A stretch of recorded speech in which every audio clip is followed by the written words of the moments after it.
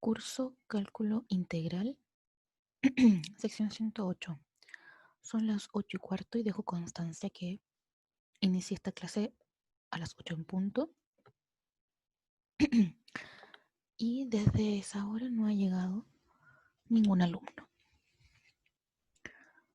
Ok. Esta semana, como dije en la grabación del día martes, era simplemente para conversar con los alumnos, retomar una comunicación y posteriormente repasar la última materia que se ha visto. Por instrucciones de la universidad, aunque no haya alumnos, debo hacer una clase, así que me dispongo a hacer un repaso. No voy a pasar materia nueva porque eso también está en las instrucciones, no pasar materia nueva, pero debo repasar contenidos que ya se han visto. Como lo último que vimos fueron sucesiones, voy a hacer un pequeño repaso de las sucesiones. Y por otra parte, espero que esto le sirva a un alumno que esté obviamente rindiendo el curso y que tenga ganas de repasar la materia, que no quiera perder la continuidad de los estudios, simplemente. Espero que esto le pueda servir a alguien para repasar contenidos. Bien, entonces, como dije, lo último que vimos en clases fueron sucesiones, así que voy a repasar sucesiones. Bien, como dice acá, una sucesión en matemática se desprende sencillamente del concepto que tenemos de sucesión en la vida cotidiana, en un lenguaje coloquial. Una sucesión es una serie de términos que van ordenados uno después del otro. Esa es su característica fundamental, ¿sí? Tienen cierto orden. Eso es todo. Una colección de objetos con cierto orden, donde uno puede identificar cuál es el primero, cuál es el segundo, cuál es el tercero y así sucesivamente. De hecho, sucesivamente viene de sucesión. Entonces, en matemática, recogiendo esta definición coloquial de concepto, decimos que una sucesión es una función cuyo dominio son los naturales y cuyo recorrido son los números reales. Es decir, es una función, así como conocemos f de x, una función en una variable, tal y como se conoce en cálculo diferencial. La diferencia en este caso es que ahora el dominio no es un subconjunto de los reales, sino que son los números naturales. Por eso que se deja de decir f de x y se pasa a decir f de n, porque se suele denotar un número natural por la letra minúscula n, y haciendo alusión a que el dominio son los naturales. Otro alcance es que los naturales en algunos libros están considerados desde el 0 en adelante, 0, 1, 2, 3, etc. Y en otros, desde el 1, 1, 2, 3, 4, etc. Bien. En este caso, vamos a considerar que las sucesiones parten del número 1. ¿Sí? O sea, n igual 1. El primer término va a ser el término para indicar que el primer término precisamente es el que parte en 1. Bien. Y un segundo alcance es que al ser una función, como dije, uno suele denotar por f de n. Función de n. Pero las sucesiones tienen su notación particular para facilitar el trabajo y el reconocimiento de ellas, y por una cosa de convención.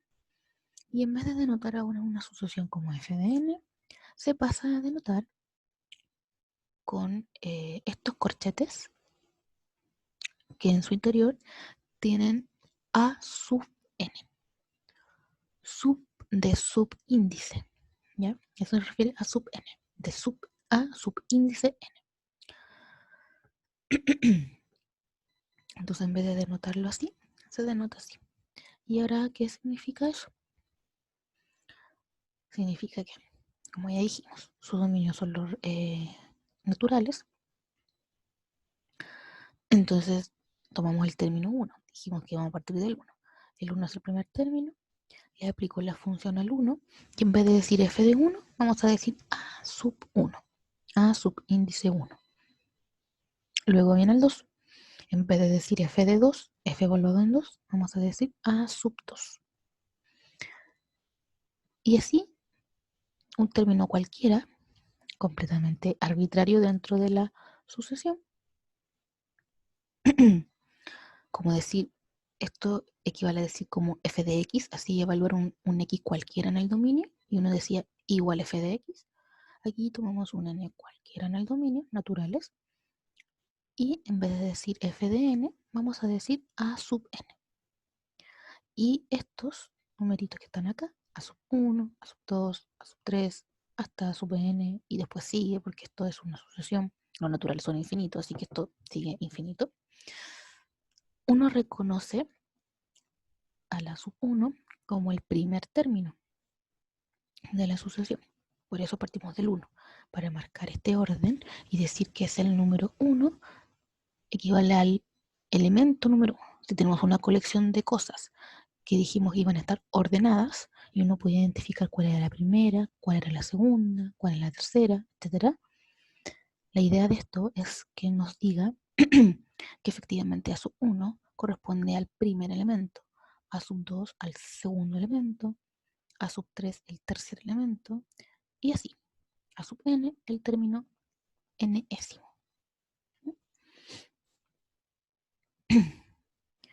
Entonces, ya conocemos la notación de sucesión y tenemos aquí ejemplos.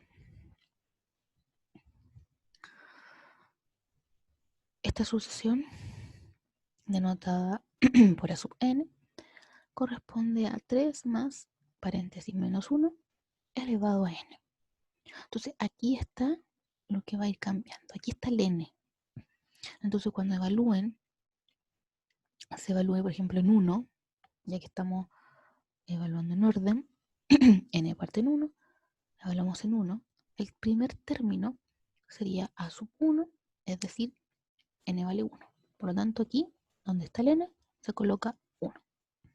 Y queda 3 más menos 1 elevado a 1. Eso sigue siendo menos 1. Se realiza la suma y queda 2. Para a sub 2 se reemplaza el n por 2. Ahí reemplaza por 2 y calcula el término 4. Para n, para sub 3, evalúa n igual 3. Lo evalúa acá. Un número negativo elevado a un número impar conserva su signo, se hace la suma y da esto. Y así. ¿Sí? Y aquí se observa que estos son los términos. O sea, a sub 1 se obtuvo de reemplazar aquí 1. Y esa suma daba 2. Entonces el primer término de esta sucesión es el 2. Para a sub 2 se obtuvo de reemplazar aquí el 2. Y eso se hace la suma y da 4. O sea, el segundo término de esta sucesión es el 4. El tercero es el 2, el cuarto es el 4 y así sucesivamente. Bien, y esta es otra sucesión. N dividido 1 menos 2n. Entonces, ¿cómo se obtienen los primeros 4 términos de esta sucesión? Vamos viendo. B sub 1, vamos a ver cuál es el primero. Se obtiene de reemplazar en n igual 1. 1 dividido 1 menos 2 por 1. ¿Cómo aparece acá? 1 dividido 1 menos 2 por 1.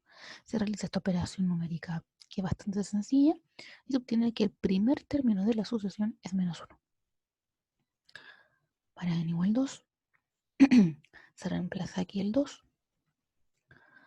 y se realiza la operación algebraica y resulta que el segundo término de la sucesión es menos 2 tercios. Luego, para el tercer término se reemplaza n igual 3. Ahí está el reemplazo. Se realiza la operación y el tercer término de esta sucesión es menos 3 quintos. Y ya que nos piden solo los 4 primeros términos, el último es el b sub 4. Y se obtiene de reemplazar donde haya n, ahora reemplazar el 4. Lo que implica que el cuarto término de esta solución es menos 4 dividido 7. Y así podemos seguir encontrando números de esta sucesión. Acá hay otra sucesión, ustedes ya lo pueden ver. C sub n escrita de esta manera. Y cómo se obtienen los primeros n términos ya lo hemos visto. ¿Sí? No tiene más profundidad que eso. Me voy a detener en esta, que es la letra D, que habla de una sucesión recursiva o recurrente. ¿Por qué? Porque es una sucesión un poquito distinta. La gracia, digámoslo así, de una sucesión recursiva es simplemente en cómo está escrita. Como se puede observar, todas las sucesiones anteriores son como la notación que se había dicho. C sub n entre corchetes y uno escribe la sucesión que corresponda. Una sucesión recursiva, la pequeña diferencia es que, bueno, obviamente la denotamos entre corchetes porque dijimos que esa era la sucesión, cómo se iba a escribir la sucesión, pero para describir la sucesión se describe el primer término. Se pueden escribir más del primero, puede ser que les den el primer término y el segundo, ¿ya? Eso va a depender del tipo de sucesión, pero de manera general, una sucesión recursiva es donde dan el primer término, lo dan explícito, de 1 vale 25 en este caso, y dan por otro lado un término enésimo o n más 1 en este caso, ¿sí? Dan un término general. Entonces a partir de eso uno va construyendo la sucesión. O sea, si D1 es 25, ¿cómo encuentro D2? Bueno, n, ¿qué dijimos de n? N es un natural que parte del 1. Entonces tengo que evaluar en 1. Si evalúo en 1 me da en D subíndice 1 más 1. Y eso es 2, o sea, D sub 2. Ahí obtengo el segundo término. ¿Cómo se obtiene? Se obtiene tomando D sub n. ¿Y cuánto valía n? 1. O sea, se obtiene de D sub 1 menos 5. ¿Cuánto era D sub 1? 25. O sea, D sub 2 se obtiene como 25 menos 5, es decir, el segundo término es 20. El tercer término sería reemplazar n, como ya lo reemplazamos en 1, el siguiente es el 2. Reemplazando n en 2 me da 2 más 1 es 3, es decir, me da d sub 3, el tercer término. Y se obtiene de d sub n en cuanto lo evaluamos en 2, entonces d sub 2 menos 5. ¿Cuánto fue d sub 2? D sub 2 nos dio 20. 20 menos 5, 15.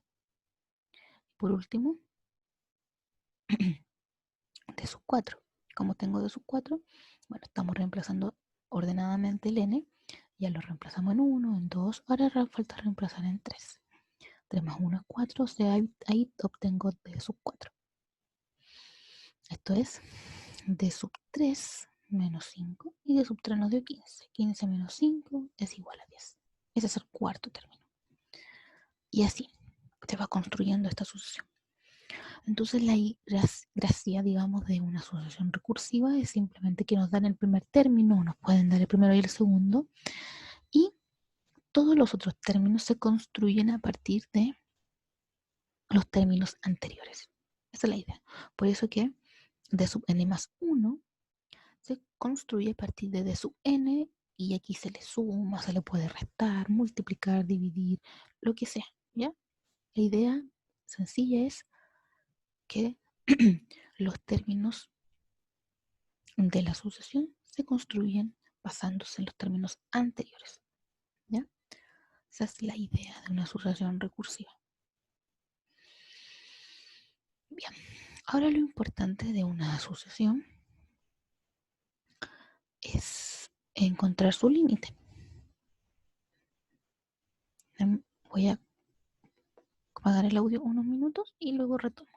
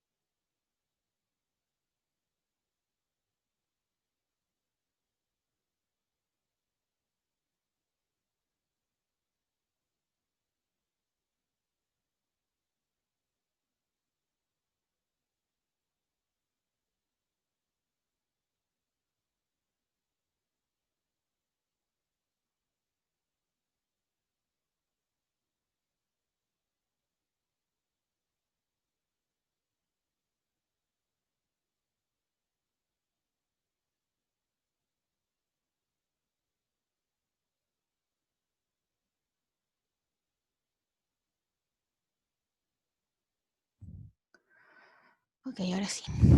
Continúo.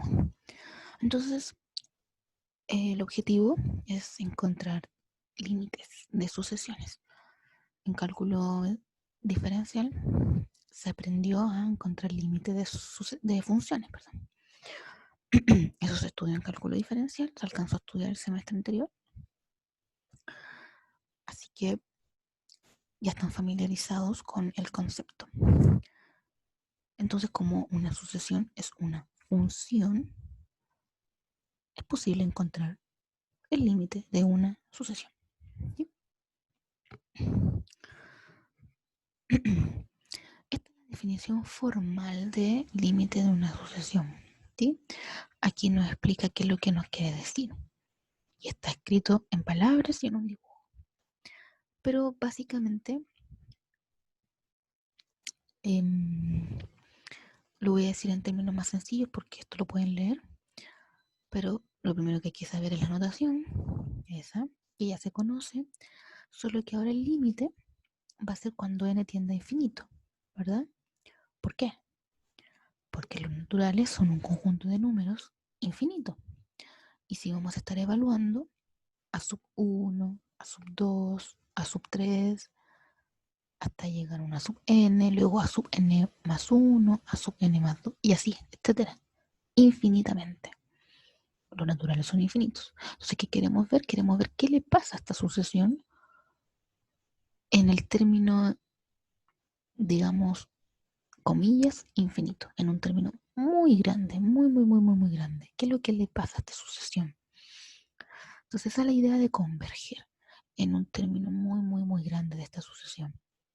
La sucesión se va a acercar a algún número, pareciera que quiere llegar a cierto número, o es una sucesión que no tiene pinta, digamos, de llegar a ningún número, sino que crece sin parar o decrece sin parar y no converge, como se dice, en términos más técnicos. Entonces eso es simplemente la idea. Queremos ver qué pasa con la sucesión al infinito, o sea, en un término muy grande. Podemos ver qué le pasa al primer término, al segundo, al tercero, evaluando. Pero queremos tener la idea de lo que le sucede a esta sucesión cuando nos concentramos en los términos muy grandes. Entonces eso es lo que quiere decir este dibujo. Si en verdad cuando tomamos un término muy grande, esta sucesión llega a concentrarse aquí en una franja. Eso es todo. Pero con la definición formal no se trabaja, no se suele trabajar en estos cursos simplemente para que la conozcan, nada más. Y las propiedades de la sucesión, esto se desprende fácilmente debido a que, como dije, la sucesión es una función, por lo tanto, satisface la misma propiedad, es decir, el límite de la suma de los límites, el límite de una constante por una sucesión, como la constante no depende de n, sale del límite, digámoslo así, y queda multiplicando el límite de la sucesión. La sucesión separa multiplicaciones y separa divisiones. Obviamente teniendo en cuenta que b sub n no sea 0, la sucesión que está como denominador y que su límite tampoco sea 0. Y al igual que las funciones, si es que una sucesión llega a tener un límite, este va a ser único.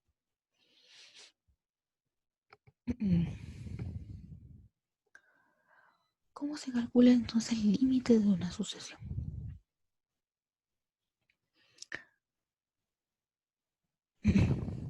Este teorema es bastante importante. No voy a leer lo que aparece acá porque eso lo pueden hacer ustedes perfectamente, pero quiero que voy a resumir la idea. Lo que quiere decir este teorema es que calcular el límite de una sucesión no es complicado. Ustedes ya vieron límite de funciones en cálculo diferencial. Lo que nos dice este teorema es que si podemos asociar una sucesión a una función, asociar porque calzan precisamente los valores, son exactamente iguales. Una función es una función que está en los reales, eso ya lo sabemos. X, f de x, x tiende a infinito. Una función en los reales. Pero si justo cuando evalúo esta función en los naturales, precisamente cuando la evalúo en los naturales, los reales incluyen los naturales, así que no hay ningún problema. Cuando yo evalúo esta función en los naturales, el valor que se obtiene coincide con el valor que se obtiene al evaluar esta sucesión de los naturales. ¿Sí? Coinciden, justo en los naturales coinciden sus valores. Cuando eso pasa, entonces, sencillo, el límite de una sucesión se calcula simplemente como un límite de una función, como ya se sabe hacer. Entonces aquí, por ejemplo, se tiene esta sucesión de esta forma a sub n.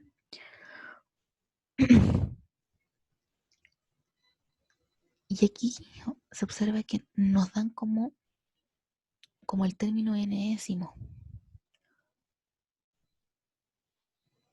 Ojo con eso. Aquí lo que dan es el término enésimo. Sin embargo, si quisiera escribir como sucesión, la única diferencia es que aquí faltan los corchetes para la sub n y los corchetes para la expresión de la sucesión. Y ahí uno tiene escrita la sucesión como tal. Aquí nos dan el término a sub n. Esa es la diferencia nada más. En este caso particular. Ok. Por definición, esto se aprendió en cálculo diferencial. Y ahí si nos, aquí está, así que se vuelve a recordar. Una de las definiciones del número de Euler es esta. 1 más 1 dividido x, donde x es un número real y todo esto está elevado a x. Cuando x tiende a infinito. Este límite es el número de Euler. Entonces observamos que cumple con el teorema mencionado anteriormente, porque si evalúan esa función en los naturales, coincide exactamente con los términos de la sucesión. Por lo tanto, el límite de esto es también el número de Euler.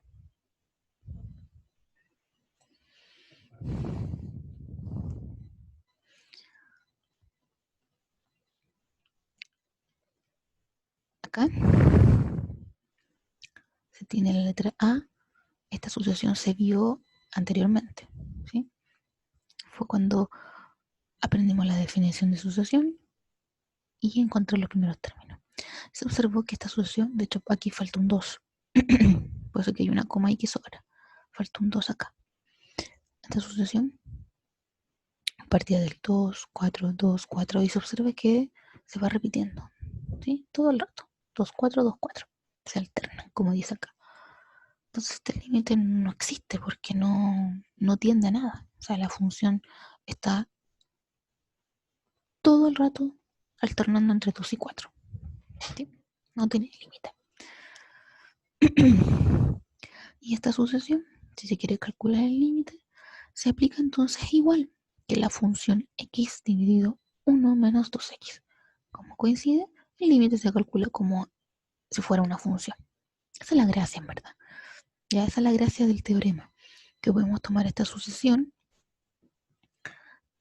y sabemos que, ya ni siquiera es necesario escribirlo, sabemos que equivale, se puede asociar a la función x dividido 1 menos 2x, porque si esa función se evalúa en los naturales, coincide con esta sucesión. Entonces, el límite de esto se puede calcular como si la pensáramos, si la pensáramos como una función. Y se calcula el límite como ya sabemos. Y aquí divide numerador y denominador por la potencia más alta de n del denominador, que en este caso n está elevado a 1, entonces se divide tanto numerador por n como denominador por n. Se obtiene menos un medio. O sea, aquí la solución sí converge y converge a este número.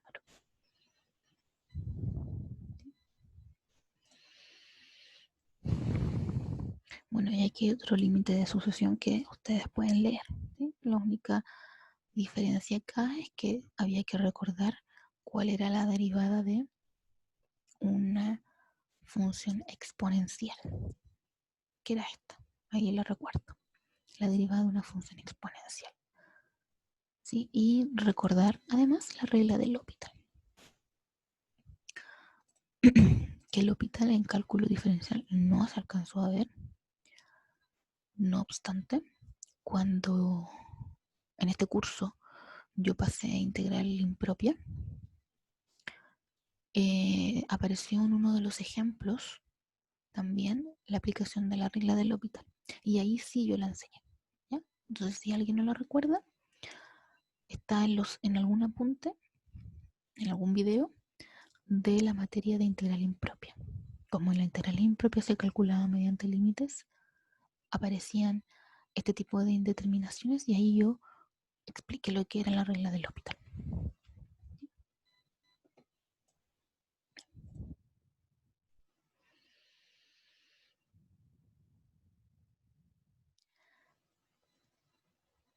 Este teorema es útil en aquellas sucesiones que tienen signos alternados. Como por ejemplo, bueno, aquí están los ejemplos, pero se refiere cuando tiene un menos 1 elevado a n. Eso le otorga un signo a los elementos de la sucesión. ¿Sí? Al tener un menos 1 elevado a n, uno le va dando los valores a n de los naturales y eso le va dando signos a la sucesión, a los términos de la sucesión. Negativo, positivo son signos alternos. Dependiendo obviamente si el exponente es par o impar. ¿Verdad? Exponente par, el negativo se hace positivo.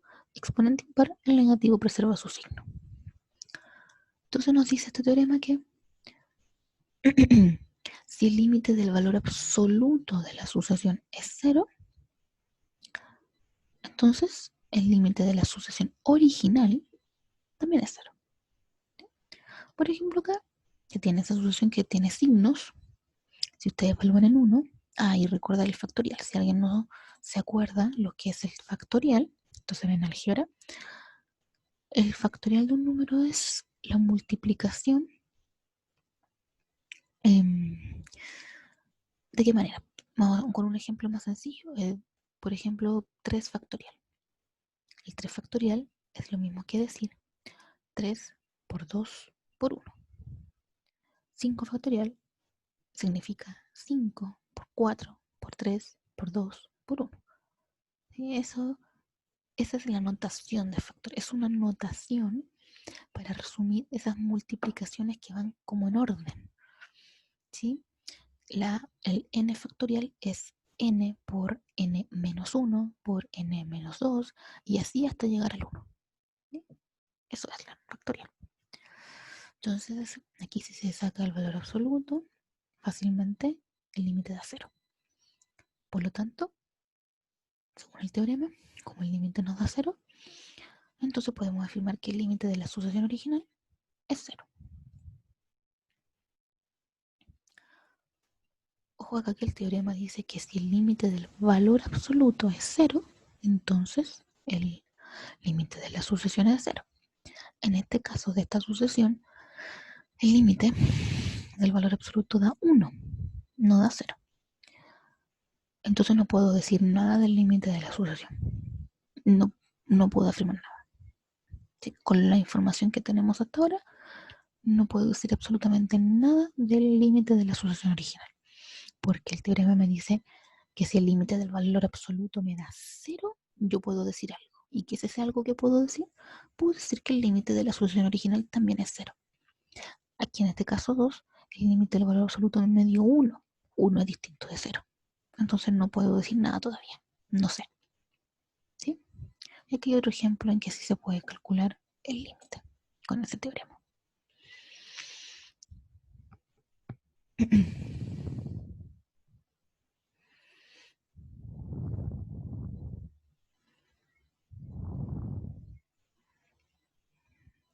Déjenme ver cuánto falta.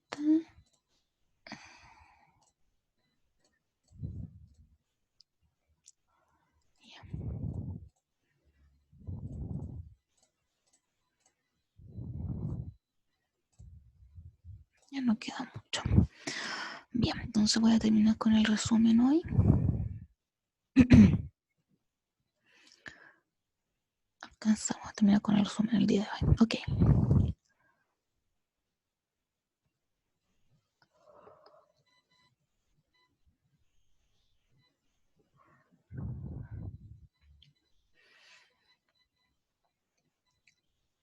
Este es un concepto un poco nuevo en el sentido de que se está acostumbrado en los cursos de cálculo diferencial y cálculo integral de las carreras de ingeniería.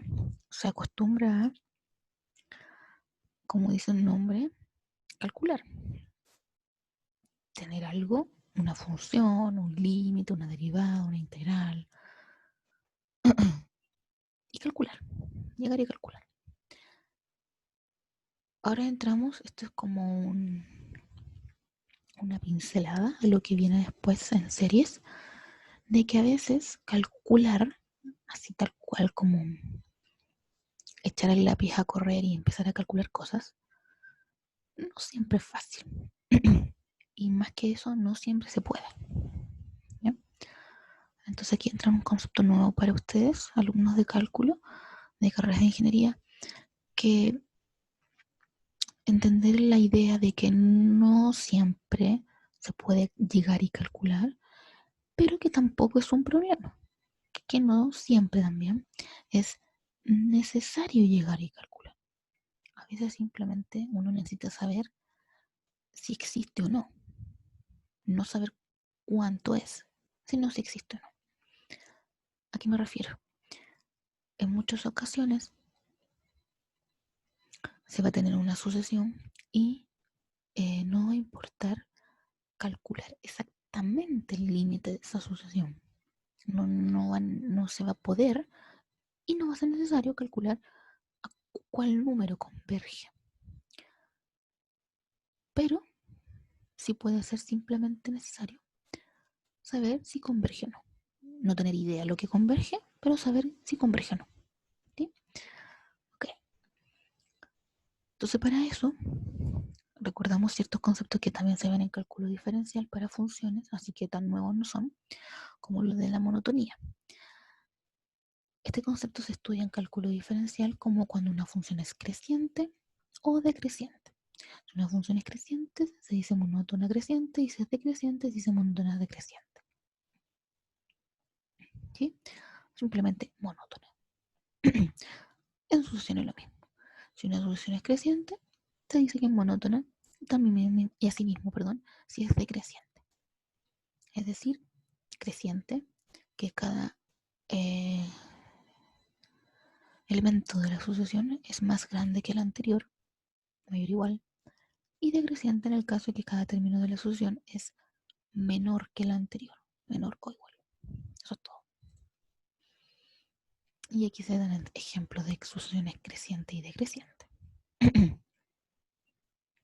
Esta sucesión que ya la hemos visto varias veces en este apunte no es nada, no es ni creciente ni decreciente, ¿ya?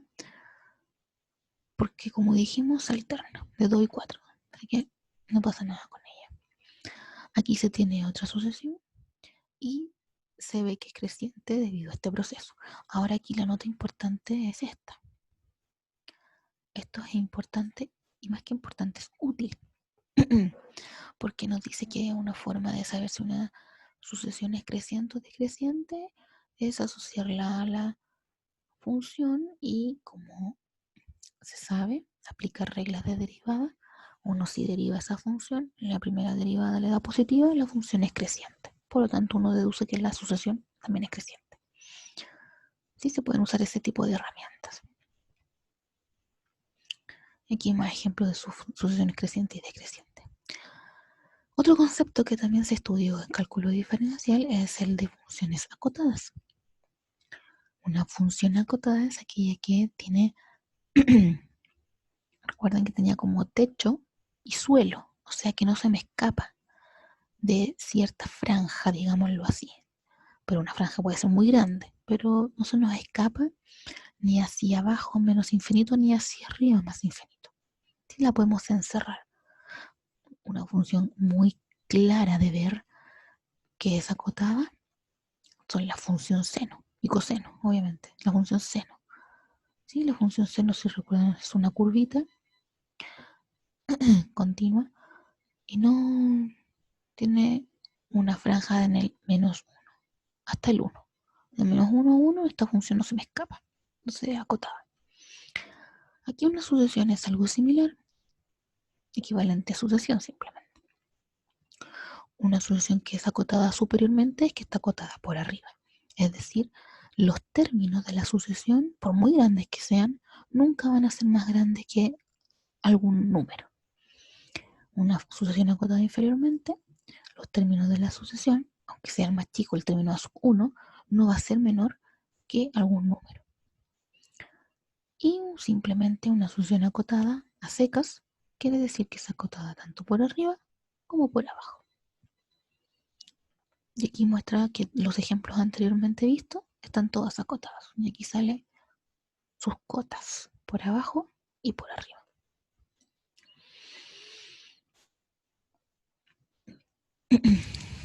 Y este teorema, como les dije, nos entrega información de la convergencia de la sucesión. Nos dice que si una sucesión es acotada a secas, o sea, me dice que es acotada por arriba y por abajo, por ambas partes, y además es monótona. Y aquí da lo mismo si es monótona creciente o monótona decreciente. Si cumple con estas dos características, entonces se puede afirmar que esa sucesión converge. ¿Sí? Uno puede afirmar que converge. La pregunta siguiente es, ¿a qué converge? No lo sé.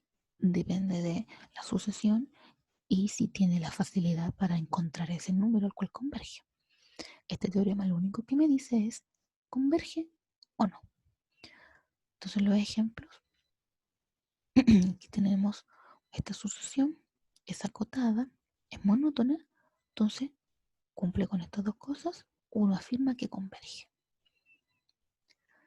¿A qué converge? Ah, eso es otra pregunta. En este caso se puede calcular fácilmente y pueden ver que converge a 0. Esta sucesión es monótona, pero no es acotada. ¿Sí? Es solo acotada inferiormente, pero superiormente no es acotada. Si van encontrando términos de esta sucesión, se van a ir dando cuenta que esta función va creciendo. Crece, sin parar, no deja de crecer. Entonces por arriba no es acotada, entonces como falla una de estas cosas, la sucesión diverge. Asimismo esta que no es acotada, perdón, que es acotada, pero no es monótona, porque es alternante. Menos 1, 1, menos 1, 1, es alternante. Está acotada, pero no es monótona, no es creciente ni decreciente. Entonces también falla una, entonces uno dice que diverge. Bien. Eso fue lo último que se vio en las clases antes de eh, que comenzara el paro de alumnos. Esto fue lo último, sus sesiones. Y aquí están unos ejercicios que yo recuerdo antes de comenzar con ese paro. Quedaron ahí de ejercitación y para revisarlos a la vuelta. Vuelvo a dejar aquí los ejercicios y tal vez mañana los pueda hacer, ¿ya? Pero más allá de eso no voy a avanzar. Eso quiero decir, mañana, más allá de quizás resolver estos ejercicios, no voy a hacer nada más. No voy a pasar nueva materia. ¿Sí? Bien, espero que este video les sirva a algún alumno que desee repasar contenidos. Son las 8:55. Hasta ahora no ha llegado ningún otro alumno. Me quedaré hasta que se acabe la clase, 9:30, por si llega alguien.